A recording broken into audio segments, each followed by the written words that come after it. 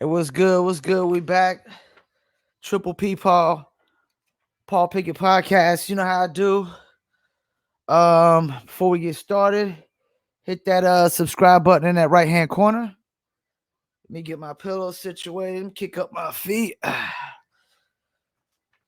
Get my little list of what we gonna go over today. All right, first things first, we're gonna get into some NFL. We're gonna get into some Russell Wilson, some JJ Watt, some Texans, some Deshaun Watson. Um, Basically, start with this Russell Wilson. I got family in Seattle, Tacoma area. So Russell Wilson, I mean, I don't know that he like came out and asked for a trade, but he definitely came out and, you know, shared his shared his ideas about really being upset that he gets, hit a lot. They need a better offensive line. Um They need a better defense. They need a better running game. They need a better a lot of stuff. I mean, Seahawks have basically, you know, been winning on the backs of Russell Wilson's greatness and whatnot. You know what I'm saying? And it's a crazy climate right now. It's like a lot of quarterbacks, look like they're not really the guy.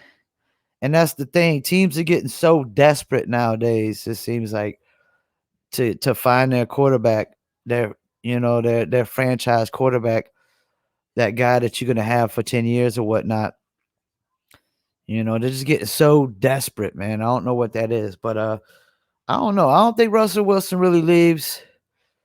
If he does get traded, I mean, who you trading him for and what for? Are you trying to get back a good quarterback? And you definitely don't want to trade him within a division or within the conference, I would think. You want to trade him out of the conference. So I don't know. I don't think Russell Wilson really gets traded. I think they fix it up. They get a good offensive line around them, get a good running game. They seem like they got some good receivers. They can work on that defense. Defense ain't what it used to be. You know, JJ Watt, he asks out and they release him. And a lot of people are making this big deal about, you know, oh, they'll release JJ Watt, but they won't move on from Deshaun Watson. I mean, first of all, JJ Watt's a lot older. It was only 1 year left on his contract. He's making a lot less money on his contract for that year, you know. And Houston is dysfunctional anyways. You know what I'm saying? They're just like they're getting rid of all their best players. I don't know what's going on. But the fact that Deshaun thinks he has all the leverage, I don't know that he does.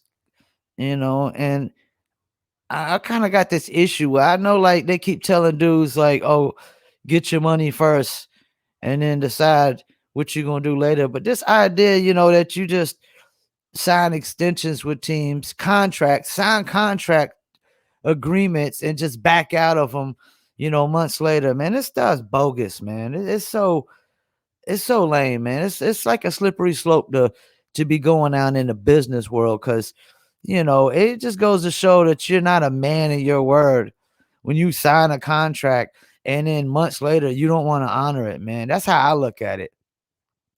If I'm gonna sign a contract, I'm going to honor that contract. Because I'm not signing no contracts if I'm not going to honor it. It just that's just me. And this I did it, I could see even James Harden passed up 2 years, 100 million extension. I mean, that tells me that it's not all about the money, but you just signed an extension and then months later now you want out, because things ain't going your way. I mean, it's just like it's so lame, man. It's so it's so disloyal. It's so dishonest. It's so selfish. It's a lot of things. You know what I'm saying? I mean, you're not a man of your word when you months later after you sign a contract for hundreds of millions of dollars, you want out, you know. And this idea that he's just gonna go somewhere and win a Super Bowl, I mean, I hope it's not gonna be in the AFC because you still got to worry about the Chiefs and Patrick Mahomes, who's still greater, you know. And that's who I got back in the Super Bowl again next year in the AFC. I got the Chiefs, unless some team makes some major moves. I don't care what team Deshaun Watson goes to in the AFC. I don't got them going to the Super Bowl whatsoever. You know what I'm saying? Like, I think a team like Buffalo that could make some moves, or Baltimore or Cleveland that makes moves, that's not on the quarterback end because they already got their quarterback. That's the teams that are gonna get over the hump. You know what I'm saying? But yeah, JJ Watt. And that's the thing. I got off of JJ Watt, started talking about Deshaun Watson. JJ Watt pretty much set up to go anywhere. And they're saying he might go play for the Steelers with his brothers. He might go play for the Browns. They saying they're going after him. Everybody should be going after him. That's a contender. Everybody that's a contender.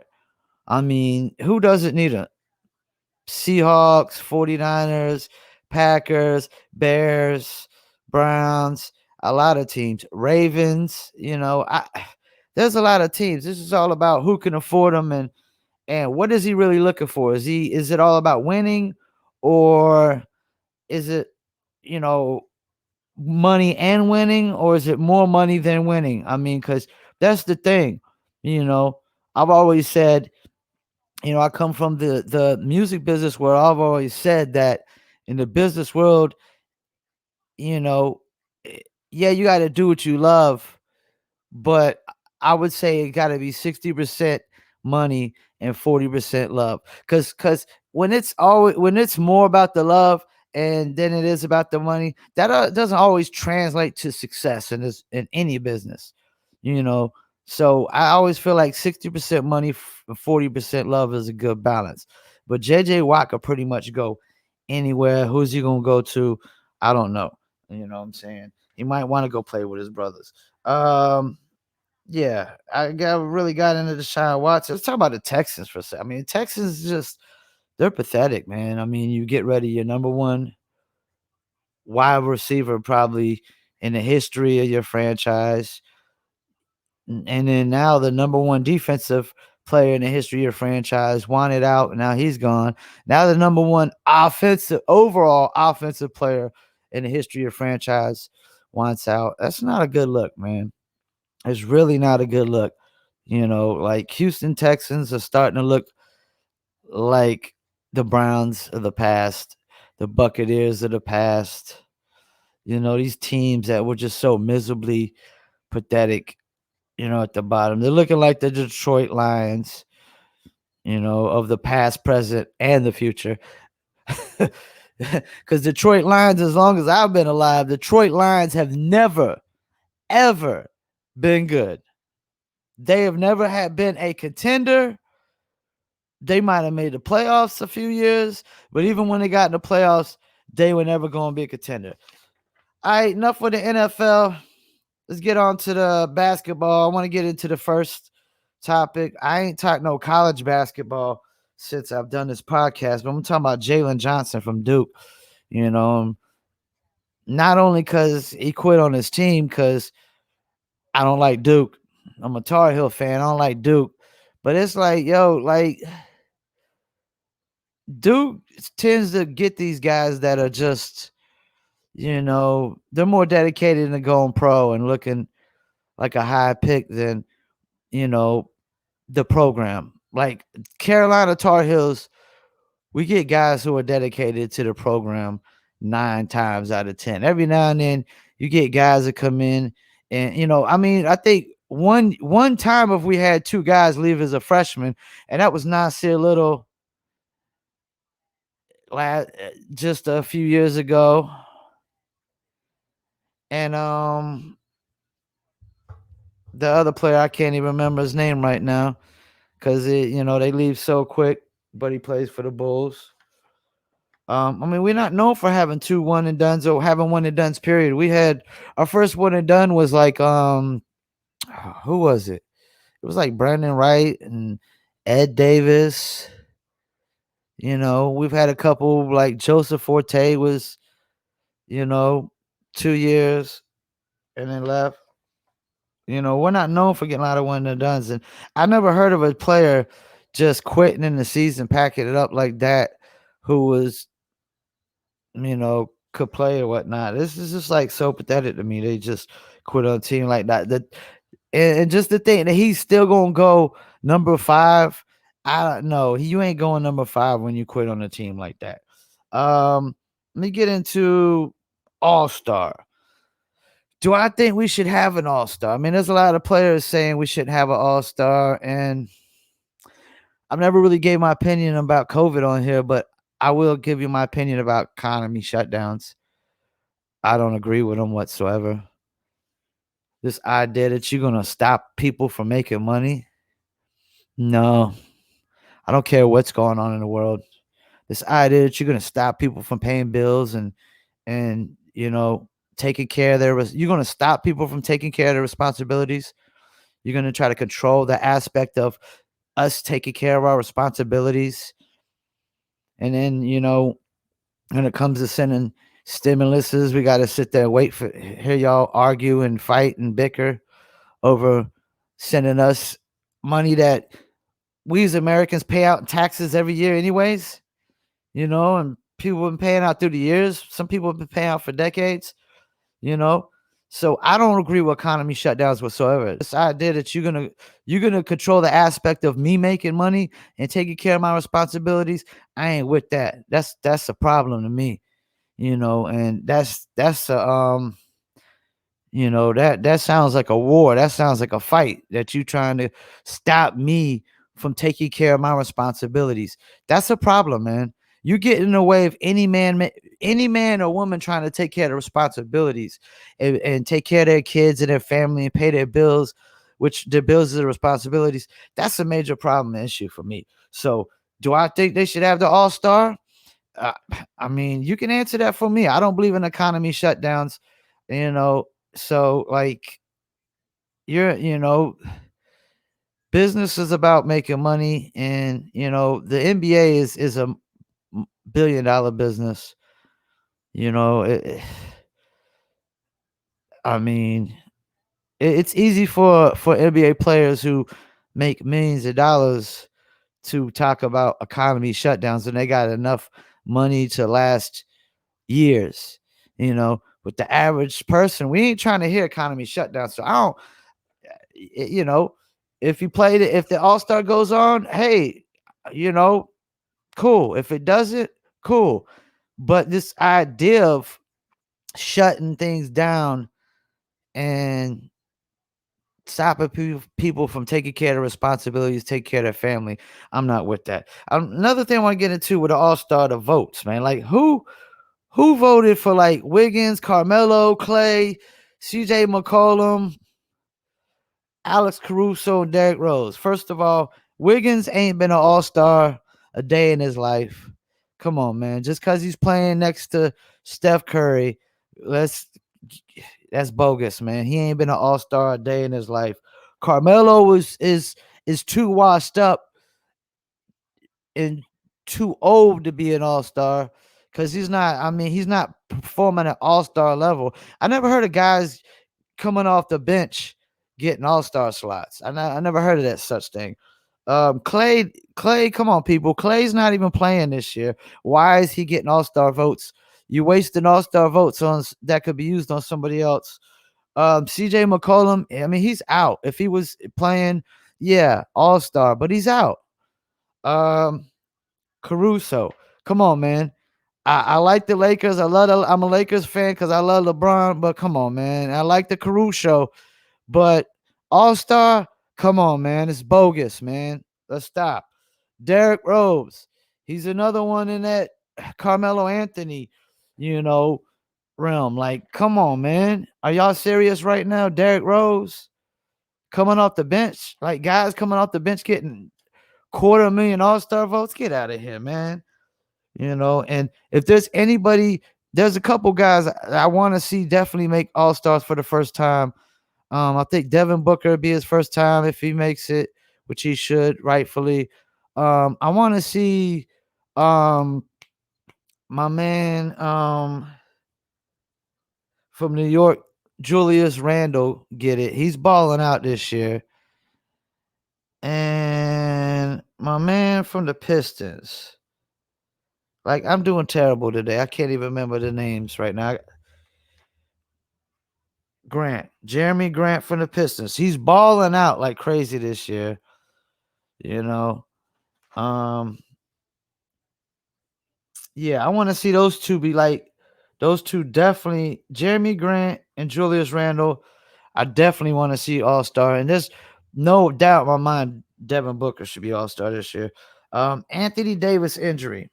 Oh man, how's that going to impact? Well, it helps LeBron's MVP case. Then it gives more playing time to other guys that we need to probably give them more playing time, so we know what we can expect from them come playoff time. And they need to step. Some of these guys need to just, not be rusty anyways, and just be ready to come out and play next man up for any time, and do their role. But man, this is a little nervous for me. Like, if Anthony Davis, this is a problem going on for the rest of the season. The Lakers will not win the championship this year. I repeat, the Lakers will not win the championship this year if Anthony Davis has this lingering problem. I don't see him fighting through it playoff time if it's still lingering come playoff time. I just don't see it happening, So this could be a problem and I'm gonna say it too, if this injury, stays the way it is, it's definitely Lakers don't even make the finals. It'd be like the Clippers and the Jazz versus the Sixers or the Nets. That's what I'm gonna say if Anthony Davis. MVP race right now. I think it's between LeBron, Embiid,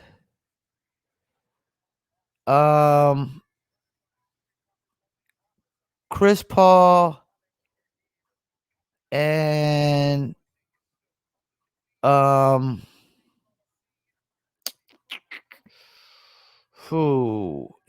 LeBron, Chris Paul,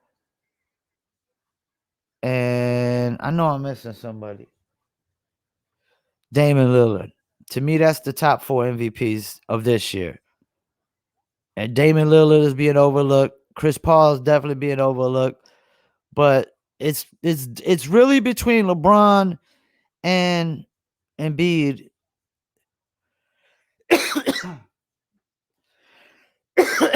Excuse me. LeBron and Embiid, but I would say Chris Paul and Damian Lillard. Because Damian Lillard, they don't got CJ McCollum, and Nurkic is hurt. And they still over there doing pretty good. And then Chris Paul, I mean, he's got the Suns. If the Suns don't make the playoffs, I mean, it's a failure.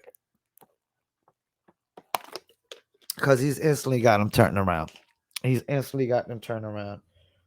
But I think it's gonna come down to how many games Embiid plays. If he keeps, sitting out more and more games, and then, we'll see how the Lakers do with Anthony Davis hurt. That's gonna make, how, because he's probably gonna be out for the next month. And I would at least, even though he's out, they say 2 to 3 weeks, I would sit him out for, Okay. Let me take a little pause for a second. Want y'all to hit that right-hand corner, hit that subscribe button, man. Subscribe to this channel. I'm trying to drop these videos every Wednesday. The video version will be on our YouTube channel, Facebook Facebook fan page, Paul Pickett Podcast, as you see in the background, and Twitter, as well as Instagram TV. And on Twitter, it's Paul P Podcast, twitter.com/Paul P Podcast. And also the audio version is on Apple, Spotify, Amazon, I want to say Deezer, TuneIn, Radio, iHeart Radio, and more. So yeah, definitely hit the subscribe button. Please leave any comments, any topics you want me to ever discuss, throw them in the comment section or whatever. But I'm gonna get into this last topic. This last topic was very interesting. Draymond Green, being a very colorful guy he is, doesn't bite his tongue, Mr. Say what he feels, which I love that because that's my AKA musician artist name, Paul Masana, aka Mr. Say What I Feel. But he pointed out the hypocrisy of, I guess, sports in general, not just the NBA, but sports in general, where a player like James Harden comes out publicly, says he wants to trade, still plays, doesn't sit and media, he gets media backlash, they crucify him, and I guess the word Draymond uses castrate. So he gets crucified, castrated, criticized, whatever you want to say, because he comes out, he publicly says he wants to trade, doesn't sit, plays, and gets crucified. Now, on the other hand, though, an NBA team can come out and publicly say, "Oh, we're going to trade this guy, and we're going to sit him. We're not going to let him play. We're not going to let him do his job that he gets paid to do, whether he wants to do it or not. We're not going to give him a choice, to work the job. We're going to just trade him. And we're just going to treat him like a transaction." That's really, like, it's an hypocrisy. It's like it's very hypocritical, man. Like, so what I'm guessing is the, they need to do a better job of keeping trades non-public, and it's like, and if they're not, then the media needs to do a better job of not being hypocrites themselves. Because there's two hypocrites into this situation. It's the media and the owners. Ownership in the media. That's the hypocrisy in this. And if there's anything I hate in this world, oh, excuse me, I better not say hate. That's hate speech, but I hate hypocrites. I hate hypocrites. Or should I just say I dislike hypocrites? Don't like a hypocrite. I don't associate with hypocrites. Don't associate with dishonest people, two-faced people. I don't associate with people who don't keep their word, like Jalen Jackson from Duke. But what do you expect? He's from Duke. He went to Duke. I mean, if he chose to go to Carolina, we would have known he had a different character. He would have been so disloyal, and he would have been a man of his word. We went to Carolina and whatnot, but he didn't. So yeah, like Draymond Green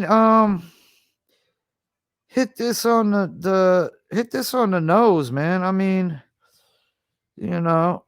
like, it's a hypocrisy. And the name I couldn't remember before was Kobe White, man.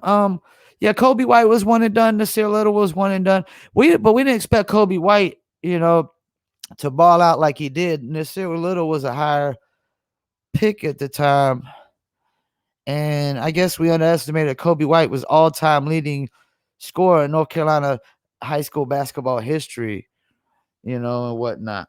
But yeah, it's hypocrisy that an NBA player gets criticized when he comes out and says publicly he wants to trade, but ownership does the same thing, and then he's got to sit down and shut up, like he's some little kid, in class and elementary school or high school, sit down and shut up, grown men here, being treated like little kids and treated like transactions, when when the ownership wants them to trade them, but soon as they want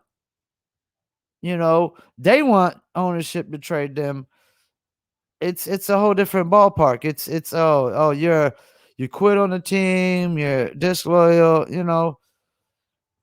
it's like, come on, man. And once again, I mean, I guess it's, like this idea of not giving, Drummond a choice if he wants to play or not still until he gets traded. If he still wants to earn his money, you know, if he still wants to do his job that he was hired to do, that, it's the same way I feel about, what I said about the All-Star and COVID shutdowns. I don't agree with this idea of you trying to control the narrative of stopping somebody from taking care of their responsibilities, because that's what you're doing. You're preventing people from, take care of responsibilities, and I'm called my responsibilities for a reason. So you don't get to control the narrative on how I take care of my responsibilities, telling me, oh, I can't work because you're scared, you're fearful, you're frightened, you're terrified. I'm not, you know. So yeah, man, Draymond Green is right about this hypocrisy of the league. And it's the NFL too.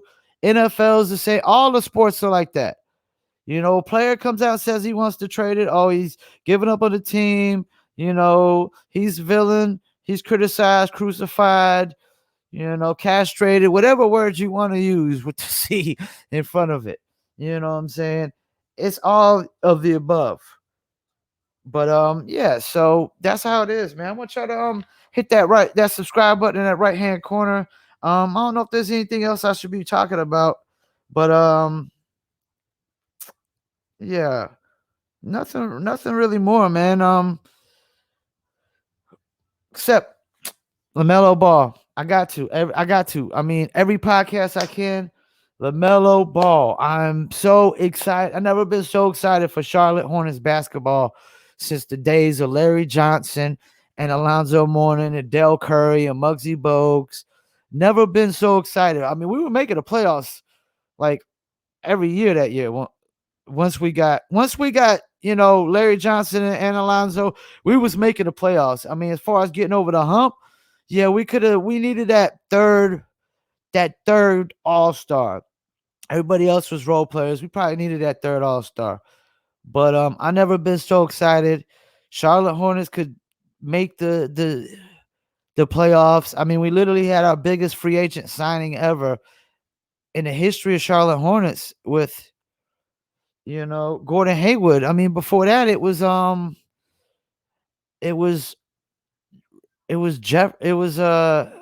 Jefferson.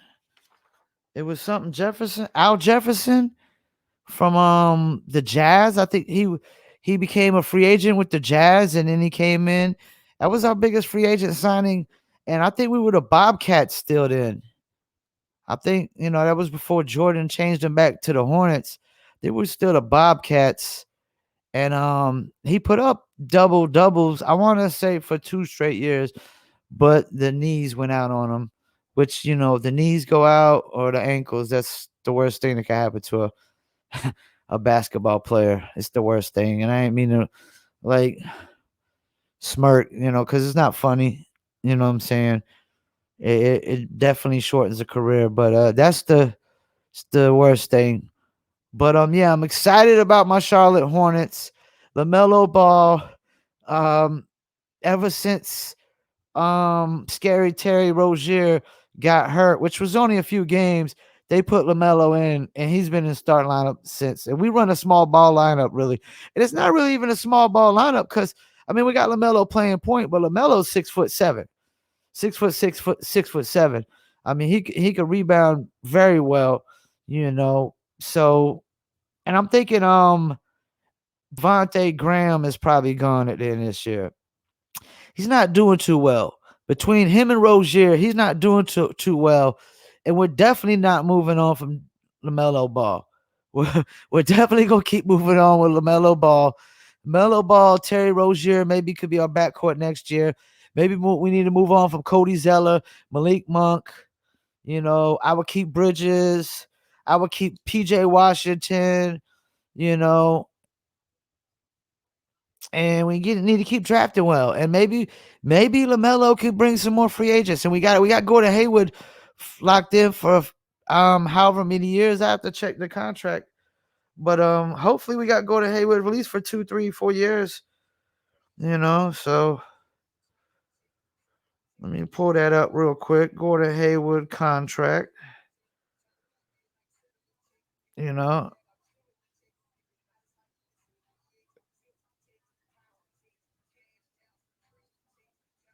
Gordon Hayward contract. See what we got. He got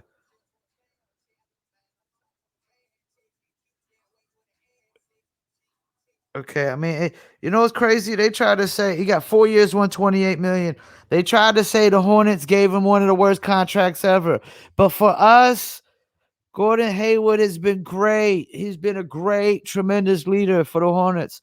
The Hornets are looking like a solid team, a very competent team that can make it to the playoffs and maybe get out of the first round. Who knows? And look who just walked into the building. Look who just walked in.